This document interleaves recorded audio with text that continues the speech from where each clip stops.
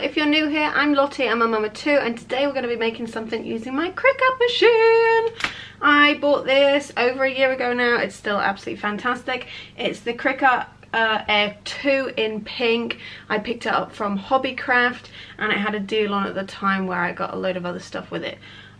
Generally I don't use any of the tools just because I use other things that make it a bit quicker for me to use and grab while I'm going.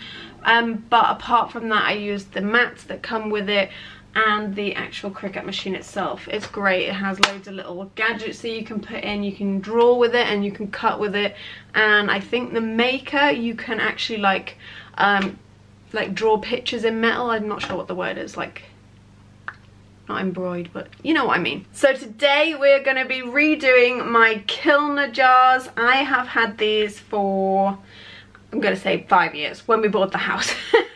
And I just got the whole set. So I've got 3 large, which are caster sugar, self-raising flour and plain flour, and then I've got the small one for my cocoa powder. I have basically lived on these sticky notes to make sure I pick up the right one the whole time, and I think it's about time I put the sticky note in the bin and actually write on the jar what exactly is inside it. Because they get washed as soon as all of the stuff is out of date or used, this gets destroyed every single time, so I have to keep writing them out. So I think it's best if I just get them all labelled and show you how I'm doing it and see how we go from there. Okay, so I'm going to zoom you in on my screen so you can see exactly what I'm doing. So this is my Cricut design space, and I'm just going to go new project. Okay, so on here I'm going to add the text that I want to do straight away. So cast sugar and then find the font that I want to make it in.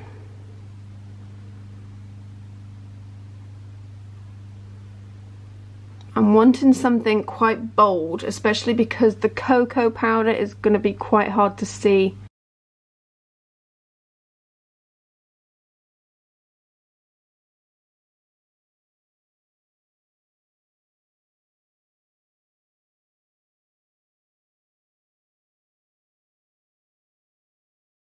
So I'm going to make sure all my letters are quite close together and joined up, because that's the style of writing it is. And if there is spaces, I'm going to go ungroup letters and slide them all up to where they should be.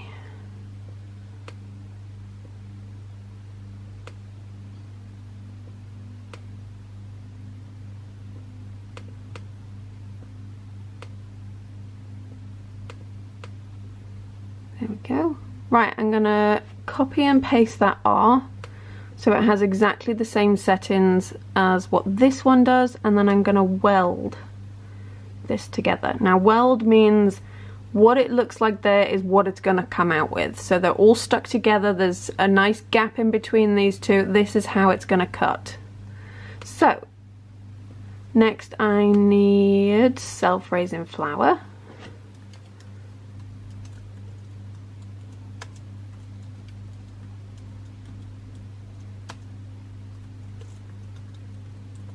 And I think because it's quite a long one, I'm going to put flour underneath. And then go to alignment and then center them. Now because there's a big gap in here, all you need to do is go to line spacing and make it smaller.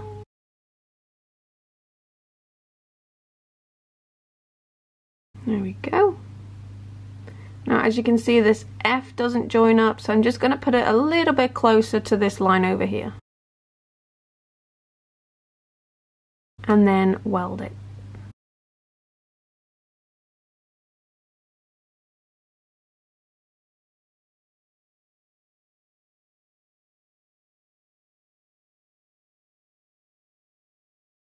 Now that they're all in a line, I can see how long they're all going to be, so I need to measure how big my jars are.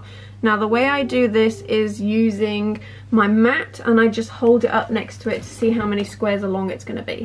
So here is my mat, and I'm just going to line up the squares along the front of the jar to see how wide I can go. I want it a maximum of 4 squares wide.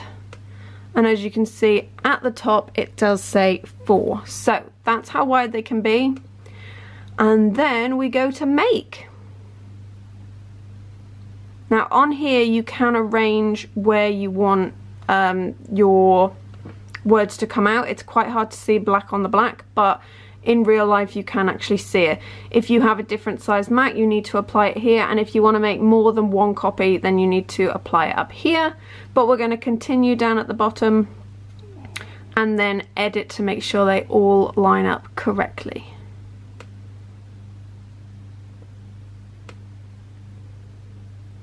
I like to move them around anyway because the computer program that it is, it doesn't do it as like space saving for your vinyl, so it just uses what it's being programmed to do, whereas if you move them around you can actually save quite a bit of vinyl. So I like to go right the way across the top, so when I use my roll I can just cut one giant strip off rather than loads of different squares. So next all I do is I get my vinyl and choose what colour I want and then stick it to my board.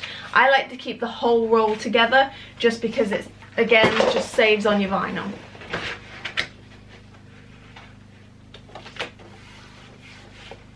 Double check that you've got the right setting on, because many times I've got it on poster board and I've ruined my mat or wasted a lot of vinyl, etc. I'm going to make a sign as well to go on here to say, you know, check your settings or something. So if you'd like to see that video, make sure you stick around on my channel, subscribe down below, hit the red button, and that will keep you updated. So my design space is ready to go and my machine is telling me it's ready by this flashy light here. I've pushed the machine in and off we go.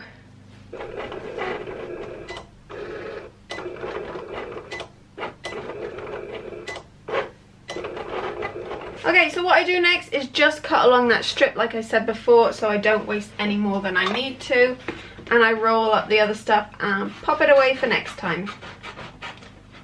What I normally do now is when it's quite small letters, today is okay, I will just peel off the insides of each of the letters, so the E's, the L's, sometimes the S's, sometimes the T's. Do you know when you're doing joined up writing you get the little gaps?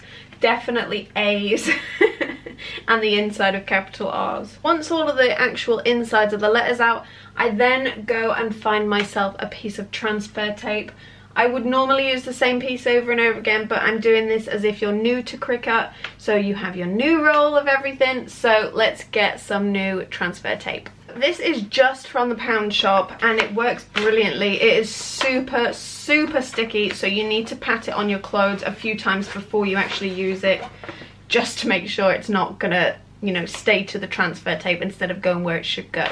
So once you've got a piece that's long enough and wide enough, then you need to cut out the right side, the right words for each one, so they're not just one giant thing, one giant sticker. I've got my 4 individual stickers. I'm just going to go and peel the top layer so my writing is left on the white behind. There we go. First one done. So now we have our jar. I'm going to finish these off in a minute and I'll do a fast forward for you. But what we do is obviously get rid of that. I don't need that anymore. And I'm going to place that down there and peel off my transfer tape.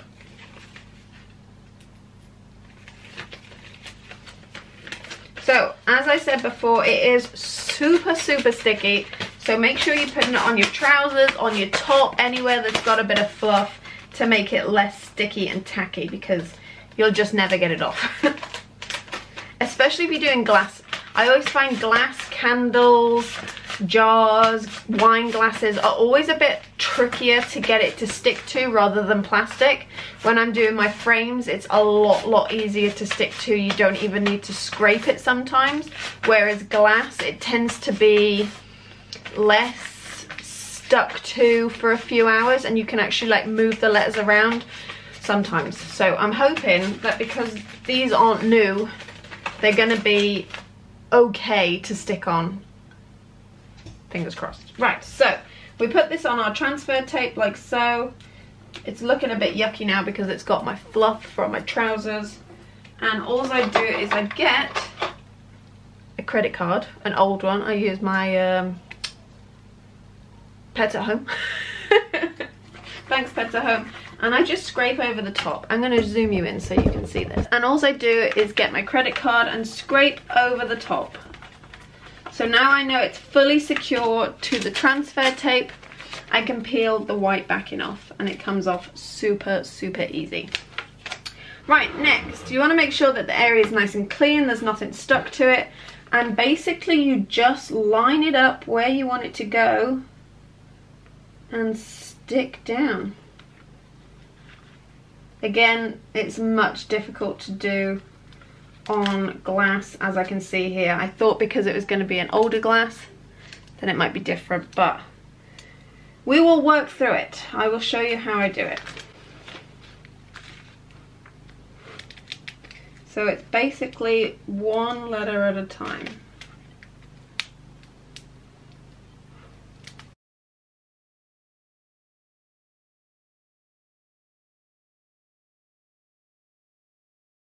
There we go. First one done. Now 4 more to go.